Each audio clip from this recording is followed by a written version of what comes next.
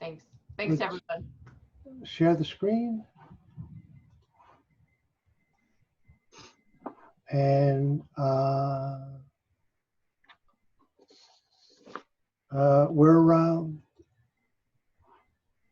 we're live.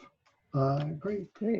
Hi, good evening. Welcome to Disruptive Technologists webinar today. My name is Jeff Paul. I'm the webinar director, and I'm the CEO and co-founder of Zeotag, the very cool way to watch long formats videos. Welcome to our first summer webinar series on goal setting, where we will discuss goal setting techniques, set goals that are smart, specific, measurable, and achievable, relevant and timely. I'd like to introduce a spokesman from one of our sponsors, Microsoft, Mr. Sep Demiglia. Hi, Sep. Hello, hope everyone's doing well today. I'm just gonna go through a few sponsors that I've kind of been with Disruptive Tech for a long time now. They have lots of love for them. You can search up all of these on your own, but I'm just gonna go through them pretty briefly. So first off, we have McCarter and English LLP Law. It's a large law firm with approximately 400 lawyers with offices in Boston, Hartford, Stanford, and New York, and among other places.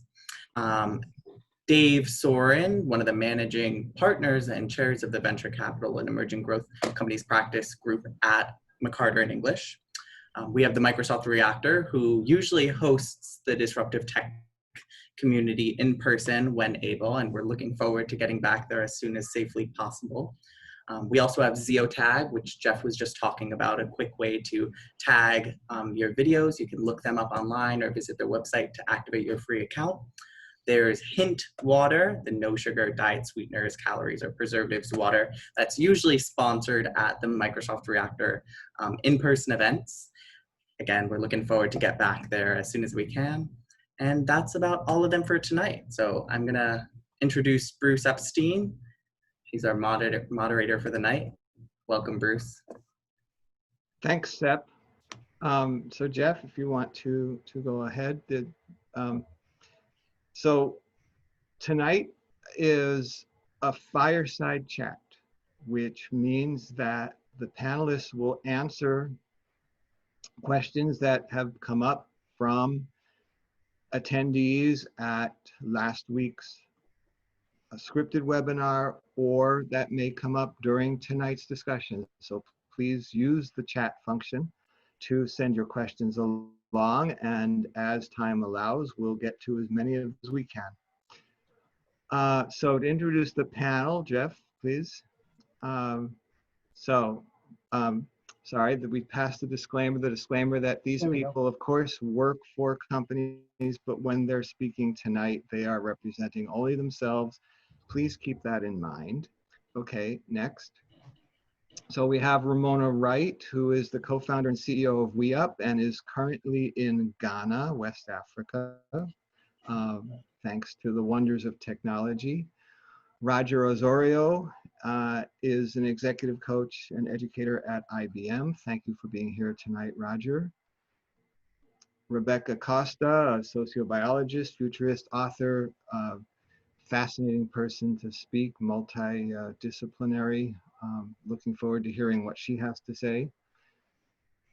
Alex, unfortunately, could not make it tonight. He was on last week's. And Esther Dyson. I'm actually here. Alex is Bruce. here. You made it. Alex Romanovich, the CMO, sorry, of Tritium and an advisor to many companies. Alex, I'm glad to see that you were able to make it. And Esther Dyson, who almost doesn't need an introduction, longtime influencer in the tech world, and now the executive founder of Wellville, an initiative to promote better health practices in the US, especially in disadvantaged communities. And myself, yeah, I do things too. Okay, so our first question, last week, at the very end, towards the very end, you brought up two concepts. You brought up the concept of goals and values. And so I'd like to start by throwing out a very first question to you and anybody who wants to raise their hand and start. So what's the difference between goals and values, and how do they interrelate to each other? I can jump in on this one. When I think about the difference between goals and values, I often think goals are targets that I set, whereas values probably help me decide which targets I want to set in the first place, what drives me, what matters to me, what's important to me. And so the values that I have will likely dictate or at least significantly influence the types of targets or goals that I'm going to set for myself, and probably also affect and impact how I approach the goals that I set.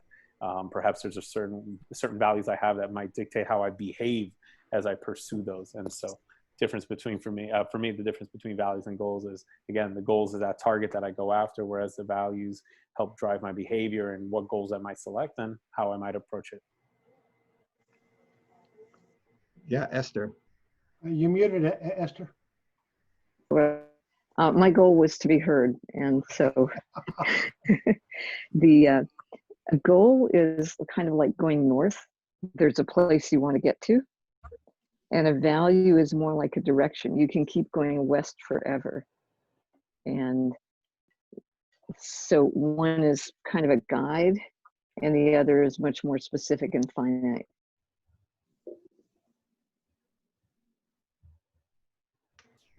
Anybody else? My goal was to finish on time. Yeah. Anybody else want to? Yeah, sure. I'll jump in. I want to take a look at it from a different dimension standpoint, and to simplify, value is a system that is more grounded in strategy, and goal may be something that is more grounded in tactic to support the strategy and to support that value system, if you will. So again, to make it simple, I mean, that's how I look at it.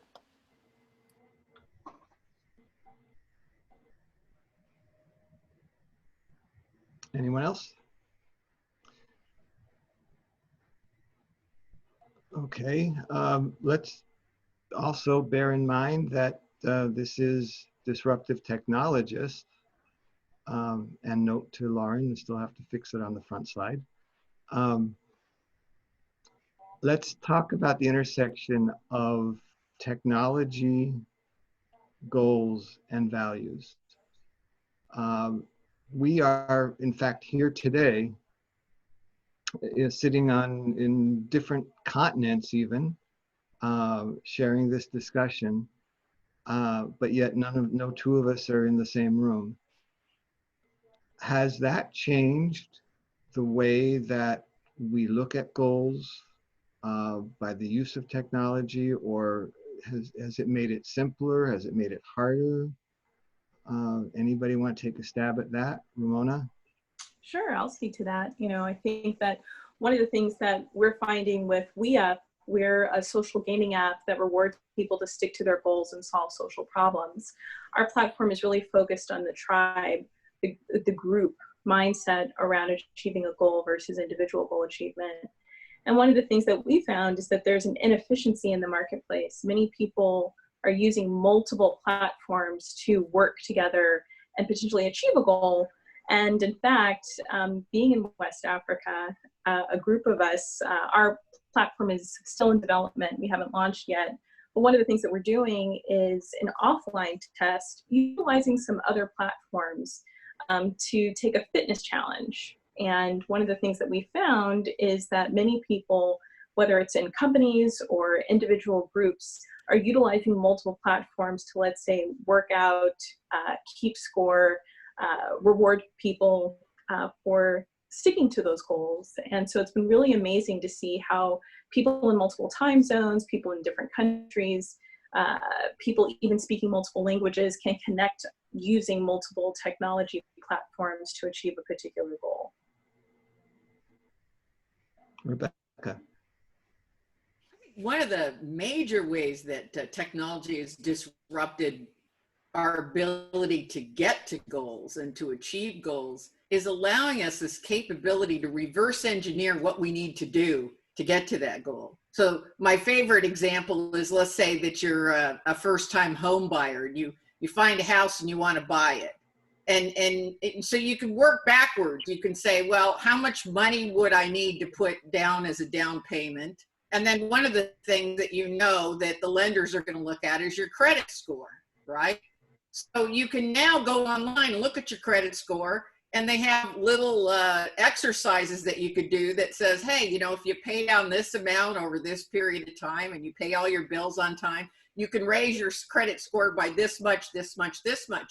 It's actually predictive algorithms that allow you and put you on course, because one thing you know is you've got to save this amount of money, you've got to have pretty much of this type of credit score, so on and so forth. So if your goal is, I want to be a homeowner, you can say, well, what would I have to do to be a homeowner? And then reverse engineer those steps. And then pretty much all those steps, there are online tools that will help you achieve the sub goals that are necessary to reach the main goal. So in that way, technology's made it a lot easier. We're not roaming the woods, bumping into things, hoping we can somehow get approved for a loan. We know what's required for a loan, and now we have a pathway to get there. Okay. I'll ask now a provocative follow-up. Does the preponderance of this kind of information online actually have any influence on people choosing goals that are easier to attain because they find this information rather than the goals that really matter? Well, I think it does. I think it has a big effect on goal setting. One thing I would introduce into this about easy goals and difficult goals is that there's a tremendous wealth of information that positive psychologists have studied.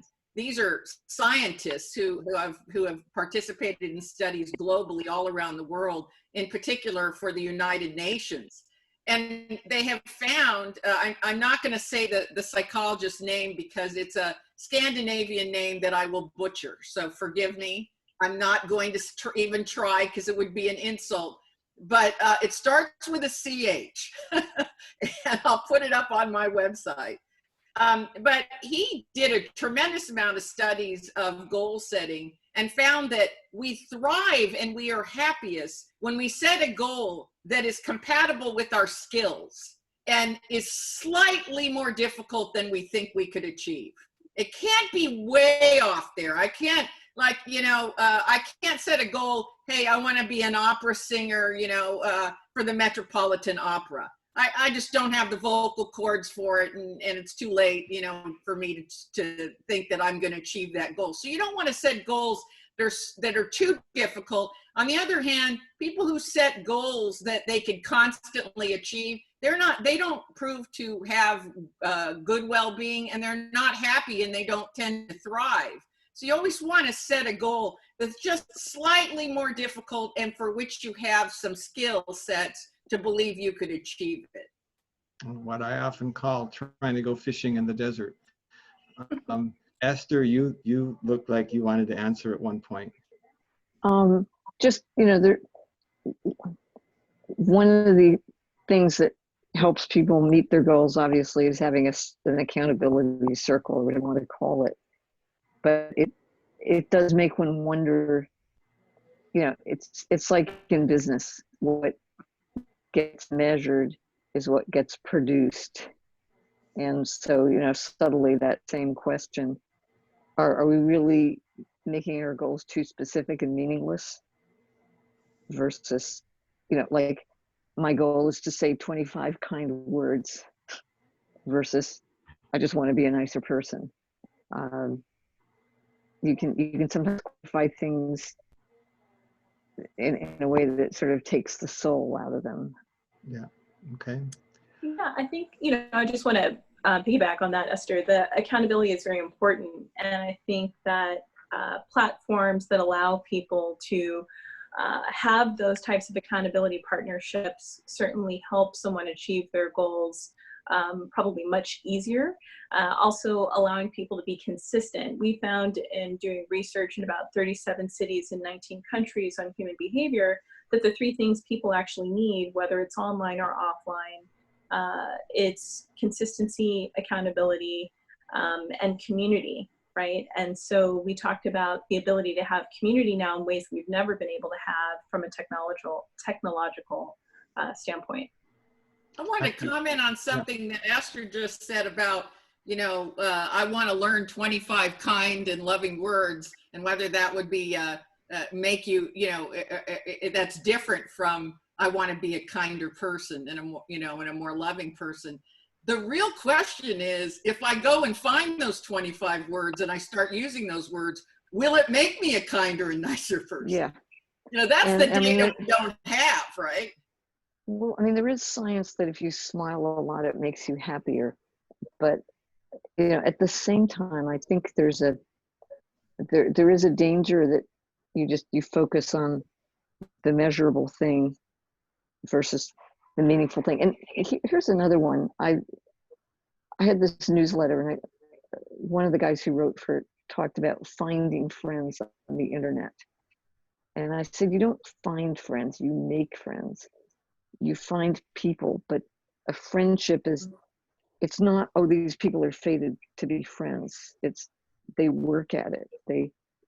Being a friend means investing, spending your time with somebody, listening to their problems, even when they're boring, bringing them chicken soup when they're sick without counting how much chicken soup you brought them in case they don't bring you enough chicken soup when you're sick. So it's, there's something about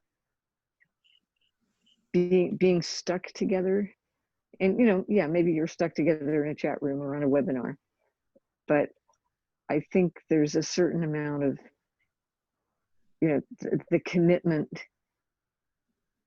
It's so easy to say, well, this is boring, and go somewhere else, whereas in real life you've kind of shown up somewhere, and so you've got to talk to the person, and if you're smart, you'll turn it into an interesting conversation rather than flipping the switch and going to something else. Roger, Alex, any comments on chicken soup?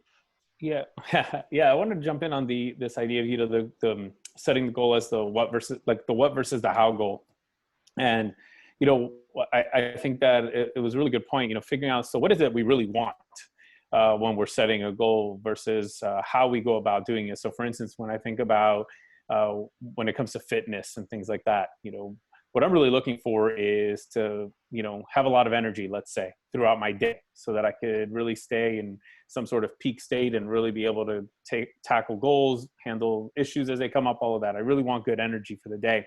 Versus, do I really like running, 5 miles in the morning? For me, the running the 5 miles is the how. That's how I can get my energy for the rest of the day.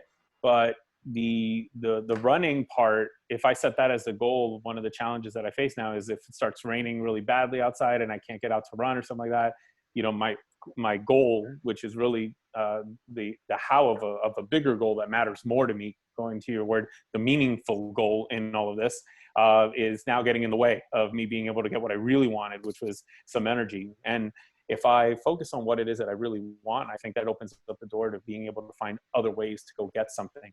So I think it is an important distinction to really understand what is it that I really want out of this. Do I want to run the 5 miles, or do I want the energy that comes with running 5 miles for the rest of the day? And if it starts raining, or if something else happens and I really can't go, is there something else I can do at home in order to be able to drive that energy up for the rest of the day? Maybe there's something I could do, a workout routine at home or whatever it might be. And so I think it's definitely an important distinction to make when you're setting goals, is to really think about and challenge yourself. And as a coach, I always ask people, what are you looking to get out of this? And sometimes I ask things like, well, what do you really want out of this? If you got this, what happens? What actually happens that you might be looking for? And I push them just to make sure that they're all the way at their limit. They're like, yes, that's the thing I really wanted. I'm like, okay, well then good. I just wanted to make sure that that's what you wanted, because now we can reverse engineer all the different hows, all the different possible hows before we, commit to one or set it as a goal or anything like that. So, and Rebecca, the psychologist I think you're referring to, Mihai Csikszentmihalyi. It's a mouthful of name there for that guy. Yeah, except he's But great research. But he- great research. he's not Can somebody Scandinavian. He's not put that into the Scandinavian. chat? Csikszentmihalyi. Yeah. Yeah. Yeah, and I think what you're talking about, I just don't want to insult the guy, you know. I'm not. I hear you. For a long time, I didn't say his name, and somebody said, no, it's Csikszentmihalyi, and I was like, oh, okay, that doesn't sound so bad now. and I was going to say, Roger, what I think about when you were speaking about the, what do you want out of this? A really great mentor of mine always talks about your motivation has to be greater than the obstacle. And so many times we don't talk about what's really motivating us. Is it a fear-based motivation? Is it sort of a love-based motivation? What's our incentive, of course, at the end of the objective? So I love what you were saying. Thank you. Alex, anything to add on this topic? Well, yeah, absolutely. And I think your original question was about the role of technology within the value system and the goal setting, right? So let me actually weigh in on this. And I think, from a technology standpoint, I've worked for companies like IBM and Silicon Graphics and Bertelsmann and so forth. There's major technology firms, and then later on, I also did a lot of work for some of the startups like Zeotag and so forth. I think the role of technology is to accelerate, to liberate, to provide freedom, and within the value system and the goal setting, technology plays a very important role in terms of providing that acceleration point, right? So Uber would not exist. If the goal was to make community-based or rider-based type of transportation easy and simple, that goal that would not exist even, or would not be able to scale if there was not an app, if there was not a technology underlying, within that entire, within the entire ecosystem, right? Not sure what Uber is pursuing in terms of the value system, right? But I'm sure that the underlying value system is there, or maybe the value system is being modified as we speak, right? Based on the current times and based on whatever developments we have currently, based on the relevance to the current times. So the role of technology is to do those things, is to help companies become more liberated and become more, accelerate their goal setting, if you will, and execution. Okay, so I want Bruce, can I butt in, Bruce? Yeah, go ahead. We just have a few comments from our audience. That's what I was about to get to.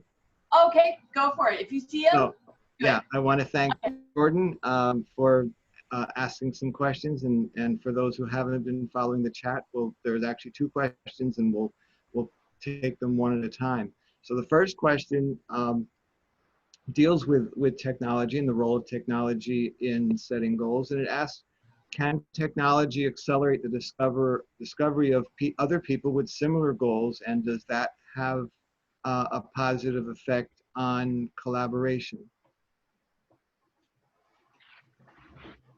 I think that was the point I was trying to make, by the way, that technology is there to accelerate, to liberate, to provide certain freedoms in goal setting, and to obviously, maybe even spawn or launch other goals and other processes. Yeah, and I think to the point of our platform, again, you can invite 2 to 4 people to form a tribe, and you have that community. And I think when you connect with people who have similar goals, similar values, who are like-minded, I think it gives you a greater motivation, even if it's within a company, to work towards a particular shared objective. I'd like to comment. I'm very schizophrenic about this subject and undecided, because I think that you've worked with pioneers, true pioneers, like those in Silicon Valley, like the Steve Jobs or the Larry Ellisons of the world. They aren't exactly collaborators. They aren't known for collaborating and working as a tribe and working as teams. And yet they were very goal driven, and they had very, very clear values. But one of their values certainly wasn't teamwork se.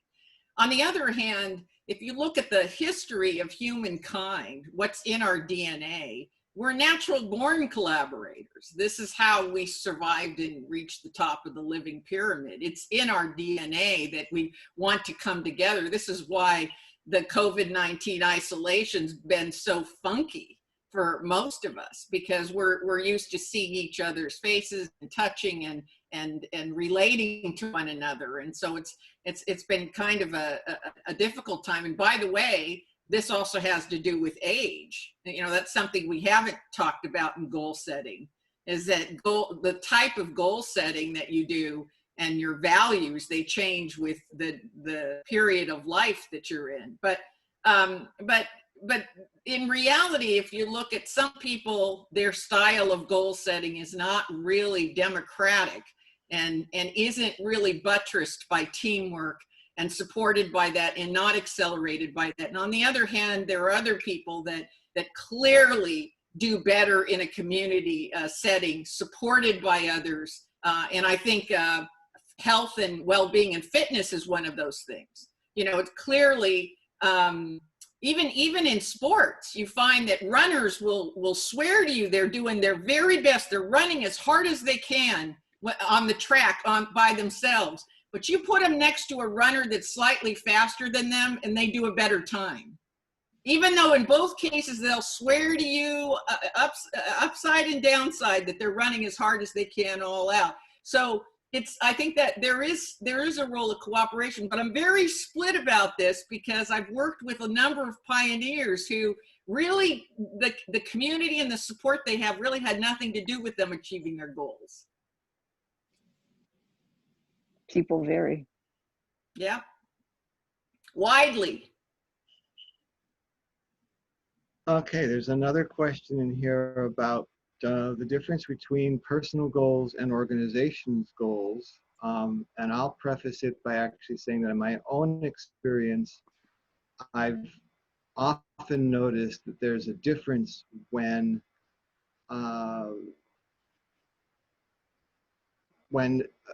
members of a group, and this is how I distinguish between group and team, when members of a group can put the collective goal ahead of their own personal goals, it turns into a team. I think, Rebecca, you were starting to get at that point, but I'm going to put that out about the relationship between individual goals and organizational goals. And since we are talking about technology, the effect of technology, and not necessarily at technology companies. So at companies that might not be their business and they use technology, but not being technology producers themselves. I know I've just made a very complicated question, but anybody want to take a stab? What was the question? The question is the relationship between individual goals and organizational or collective goals. Well, I mean, one thing is that rather than do it for yourself, you're doing it for the team. And so, you know, you might not agree totally with the goal, or it might not matter to you as much, but the team does matter to you. So you do it, you know, that helps keep you motivated, because you don't want to be the guy on the team who slows everybody down, or you don't want to be the person in the group that gives people coronavirus, so you keep your mask on even though it's hot. It's that sort of social pressure, that need to belong, to contribute, and to be recognized for your contribution. Yeah, I want to build off that and connect it to something that Ramona said earlier about, you know, Ramona, I think you were alluding to the purpose, you know, having the purpose behind whatever it is that you're doing. And I think that when you know very clearly what you want and you've got a powerful reason why you're doing it, you know, you'll find any way to get there. You know, the how can change 1,000 times. You can knock me down 20 times and I'll keep on getting up. And when it comes to, you know, something like the organizational goals, I think there's an opportunity to be able to explain a little bit more and share a little bit more about why this goal is so important to the organization, to the team, whatever it might be. And I think, Esther, some of the reasons you cited are powerful reasons why, because this is my team, because they've been there for me in other situations, and well, I want to be there for them in this one. And so this is a good reason for me to do something that maybe I would not have chosen to do on my own, but this is for the greater team good or whatever it might be. And I think the same goes for organizations. I actually think this is one of the biggest problems in especially large organizations, is that there isn't a very clear understanding of, why we're doing what we do. Why do I come into work every day? Why am I working on these projects every single day? How does it fit into the greater results? And if we had more clarity around why my work supports or drives the big result, whatever that might be, I would probably get a lot more excited about even the projects that I'm not that happy to do, but I know that, hey, this makes a difference. This makes an impact. And yeah, you know what? Not my favorite thing in the whole wide world, but if it's going to make a big impact on that result, I'm down. Let's do it. But if I don't know that, and it's just, no, look, just do your work. All right. Just sit down and get that thing done. That's what you do. That's what you get paid for. Just focus on that. Don't worry about where it goes or why or blah, blah, blah. You're not going to get a lot of engagement. You might for a while get somebody who does it, but it's just not going to really connect back. So I think this meaning, this purpose is incredibly powerful and necessary in order to get us excited and motivated. But I think there is also a dangerous part, which is, the sort of, I was just following orders, or, when people do bad things, they also often do them in groups. And so they don't feel individual responsibility. And, that's right now, police unions and kind of bad behavior of people in authority who operate in teams and in groups. And so it's like so many things, it has a really evil side as well as a good side, depending on what the goals of the group are or the values of the group.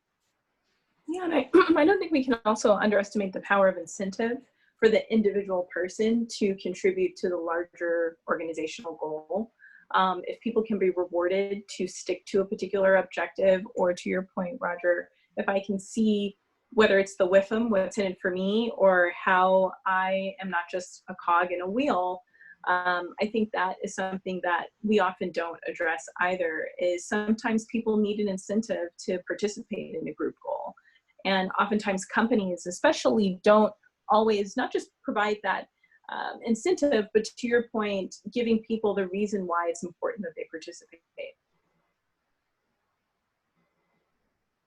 I also want to say, excuse me, when it comes to large organizations, and I had the ability to compare working for a large organization and then being an entrepreneur working for myself, you certainly have a lot of allegiance, if you will, towards the organization. That is, if you believe in the value system, right?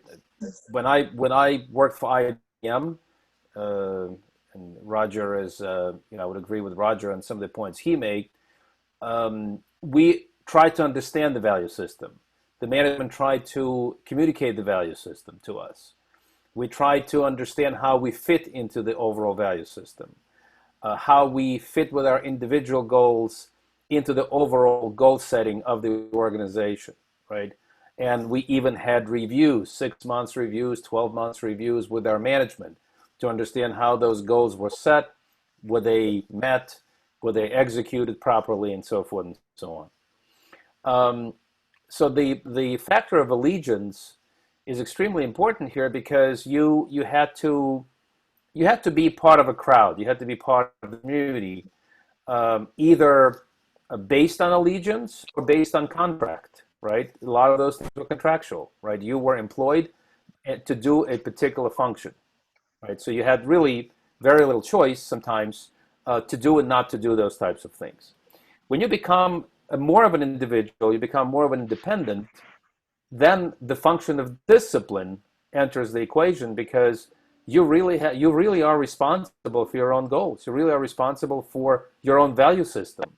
You're responsible for what you believe in and what you don't believe in, right? So it's very different in the sense that when you're operating on your own, it may even slow you down. To Rebecca's point, is when you're part of a community, you may be operating faster, you may be operating more optimally, based on certain functions or based on certain requirements that are needed of you to do, and so forth and so on. So goal setting becomes a lot more difficult if you're operating as an individual and if you're operating as an entrepreneur, for example. And this is where you seek, in some cases, a tribe or a community to join that share the same value system, that share the same goals, and you try to achieve that. So the function of goal setting and belief in a value system in the organization can be very different from the function of goal setting and belief if you're operating on your own. Actually, I'd like to follow that up with a somewhat controversial question. As many of you know, I've been around the block a few times myself. I remember in the days before large-scale use of technology, when we actually had to rely on carefully worded typed memos and in-person presentations.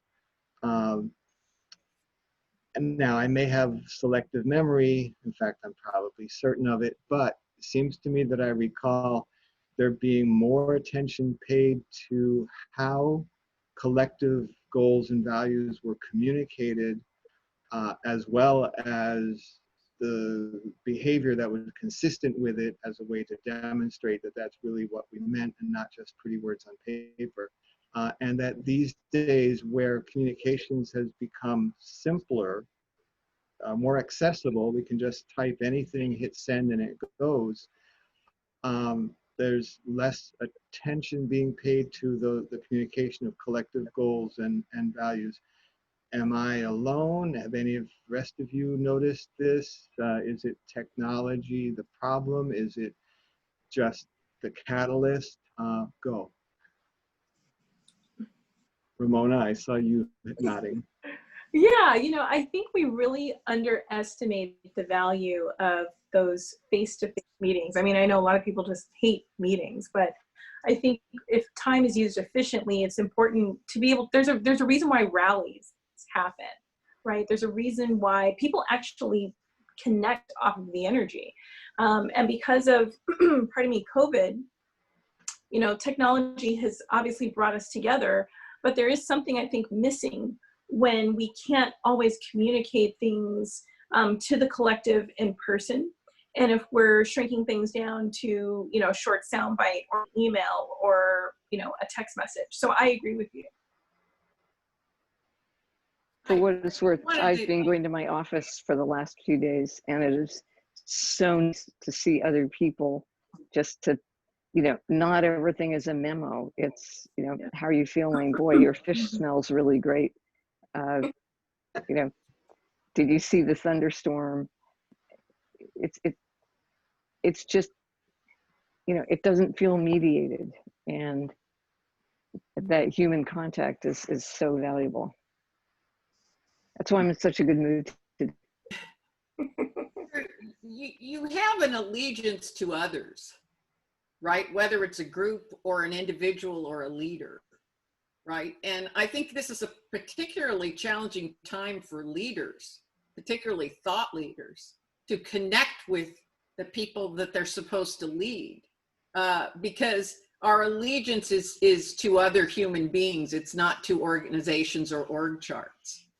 I have a kind of a little funny story about goals that I'll take the liberty of telling. I was working for a small technology company that was acquired by a very big multinational company, and they gave us some goals that we were pretty sure we probably couldn't make, financial goals. But I had a team that was just phenomenal. They were the people whose cars were in the parking lot at 4 a.m. in the morning. And that's what Silicon Valley was like in the late 70s and early 80s.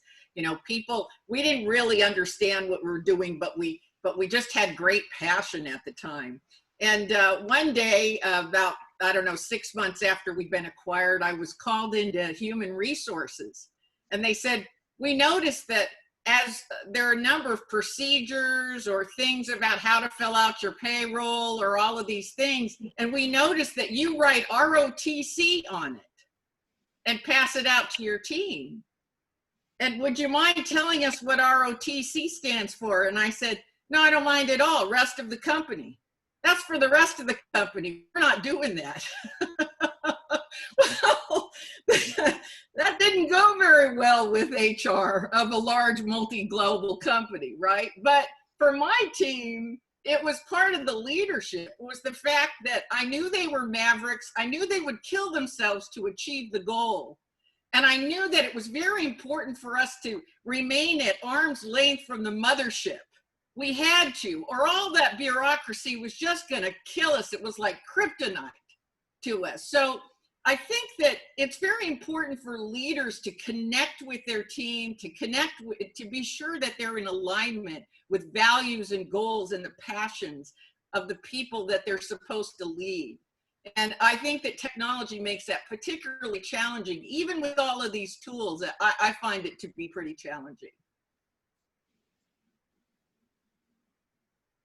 Roger, Alex?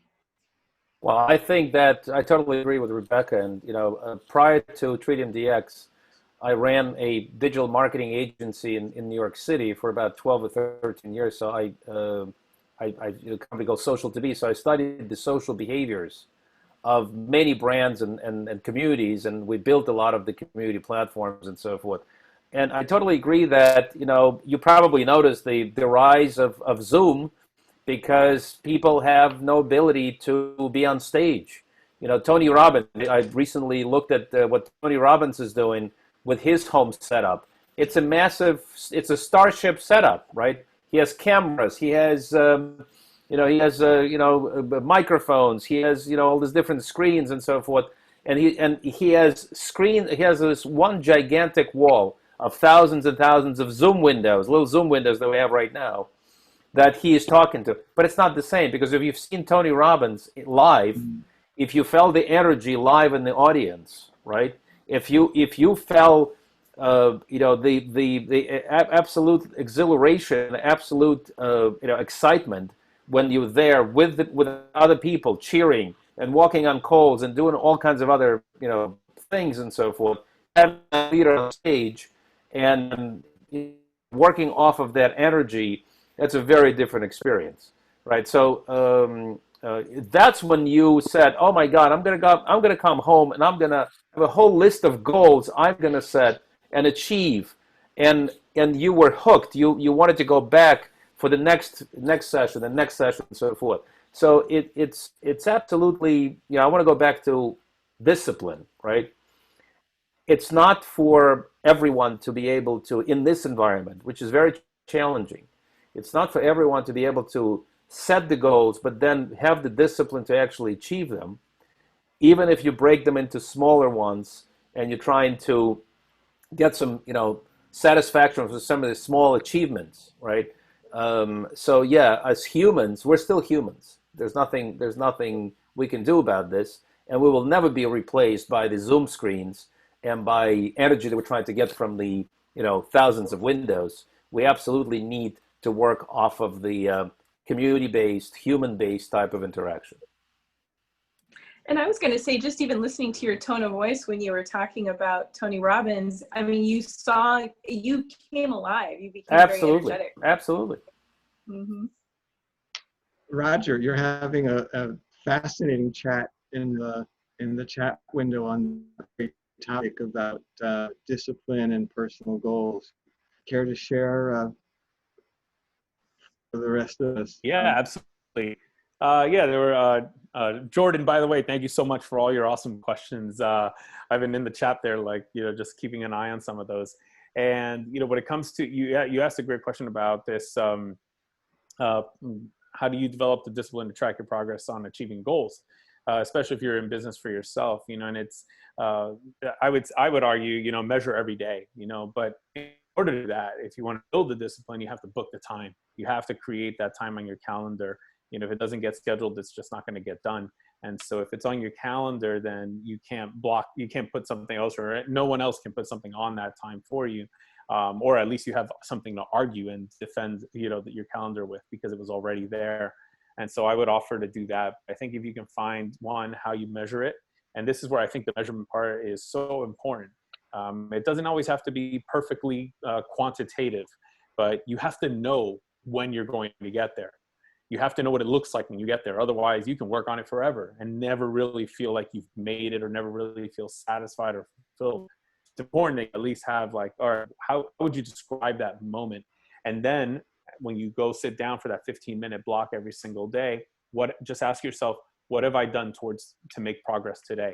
And just write whatever comes down. Maybe you scheduled a few meetings, maybe you made a few calls, maybe you did a little bit of research, or you found some interesting resource, whatever the thing might be, but write that, and then it gives you an opportunity to simply reflect and look, did that really get me closer to the result? Did this help me develop more business, or at least get me closer to developing more business, or to, generate more revenues for my business, or get closer to launching my product, whatever that might be. But you want to be able to know when you're going to make it. And then of course, every single day, book a little time to do it. And I think if you do it every single day, if you're talking about discipline, then build the habit by doing it every single day for 15 minutes. Don't make it this impossible thing that it's just going to be really hard to get to. 15 minutes, ask yourself, what did I do today that helped me make progress? Or what did I do today to make progress towards my goal? And then just start writing some of that down. Yeah, I also wanted to say in regards to that, I think one of the ways to enhance discipline or build discipline is to celebrate your small accomplishments.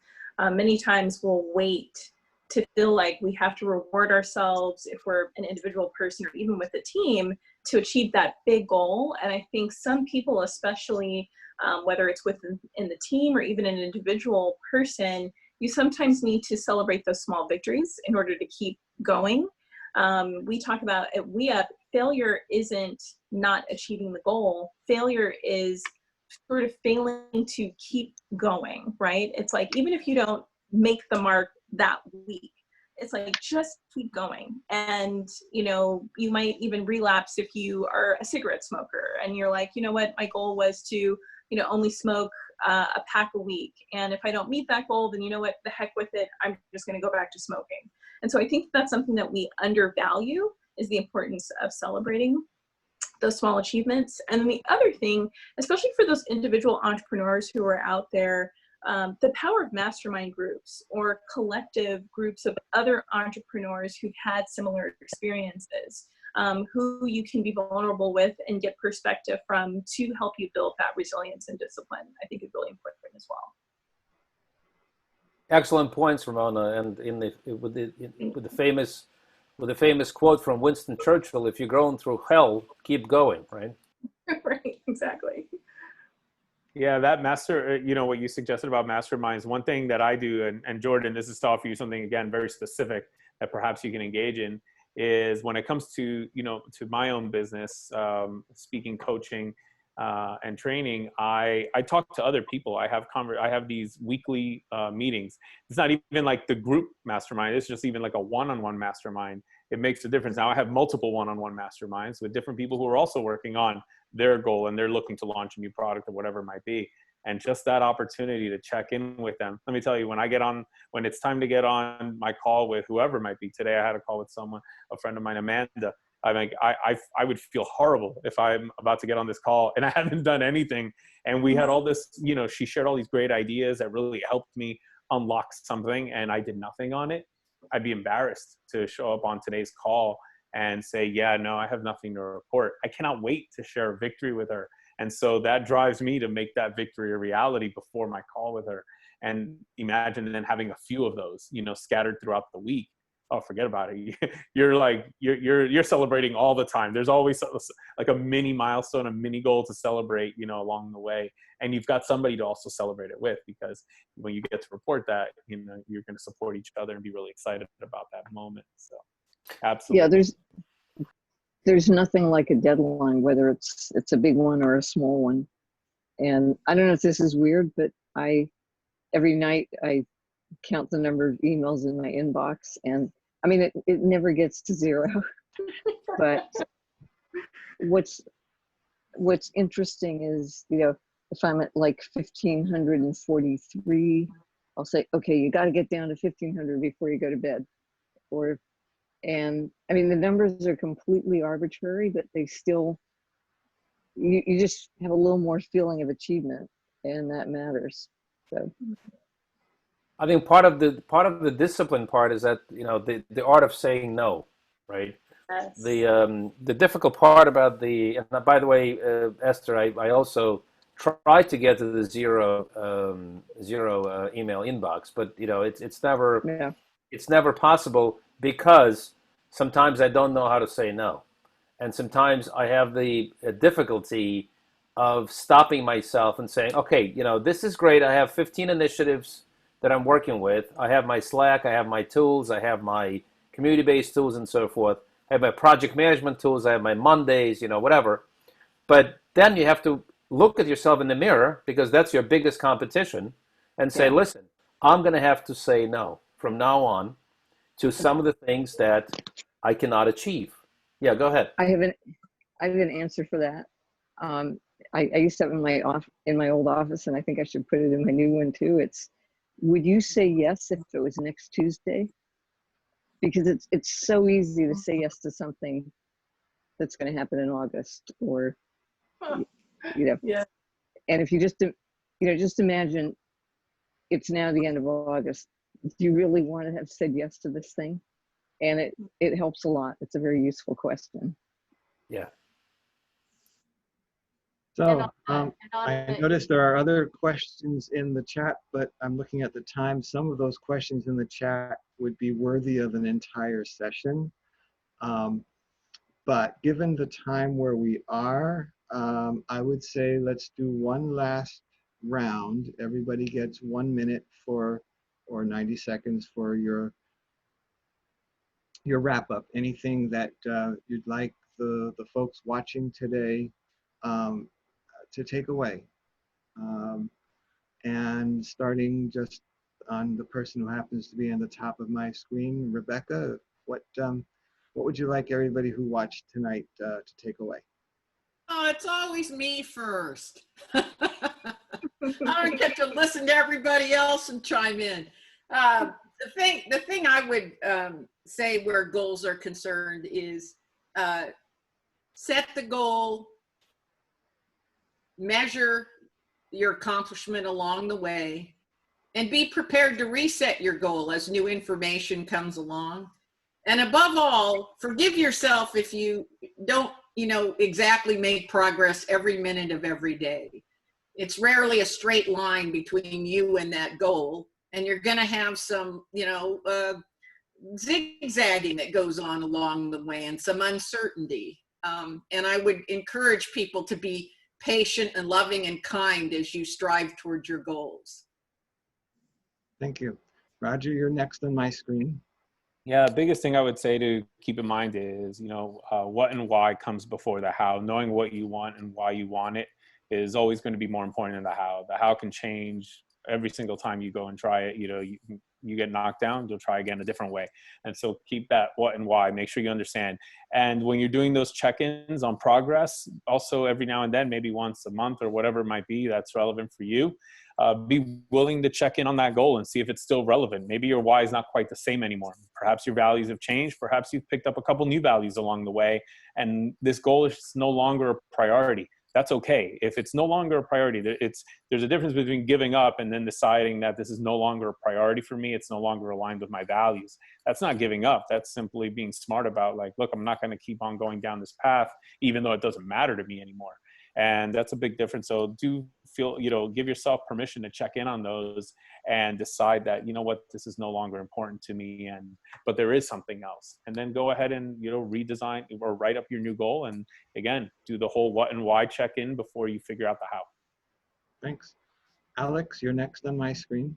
I'm going to introduce something new again, and let the audience think about it. You have to decide first and foremost when you set goals. Are you a results-oriented person, or are you a journey-oriented person? Because if you're results-oriented, then you have to be prepared to endure all kinds of issues, problems, what have you, to achieve that goal. And then you may need to achieve that under different circumstances, under any circumstances. If you're journey-oriented, then your goal is to actually enjoy or experience, I should say, not necessarily enjoy, but to experience that journey, right? So you have to look in the mirror every morning, and that's what I do, and say, are you going for the result? Are you going for the journey, right? And so I'll let the audience think about that. Thank you. Ramona? Yeah, we were inspired, my brother Voltaire, our founder of Wrapup, and I, to start this company because of our mom. She would always turn obstacles in our life as children into a game. She was a single parent and an entrepreneur. And one of the things that I'd love to leave the audience with is one of her quotes that is our company mantra, and it's to see beyond your circumstances by staying focused on your goals.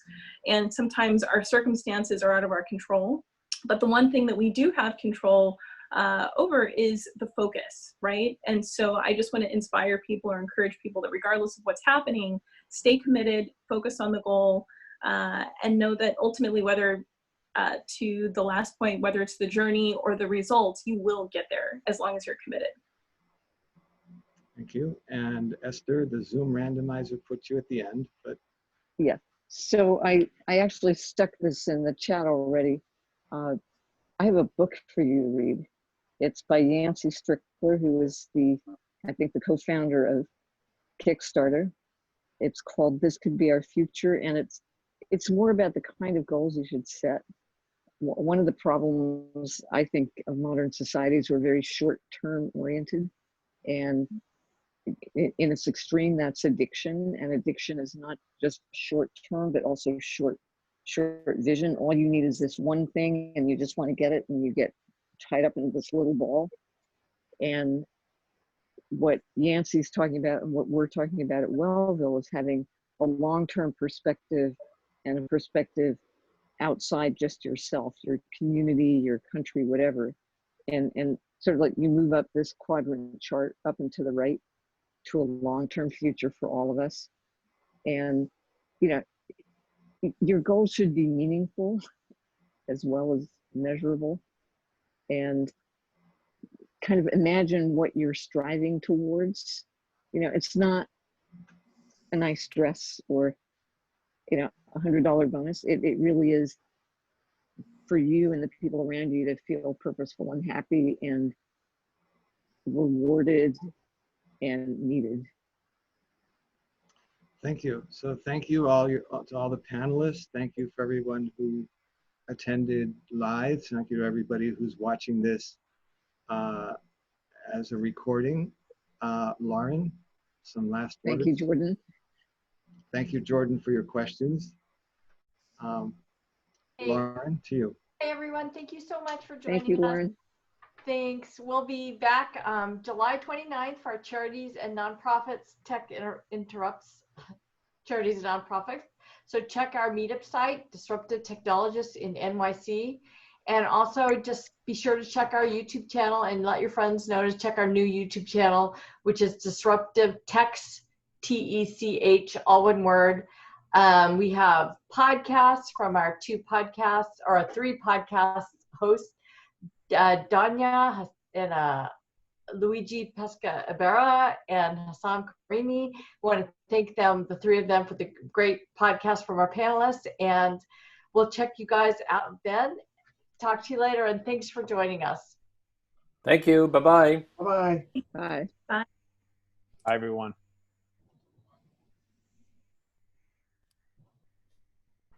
Nice job, guys.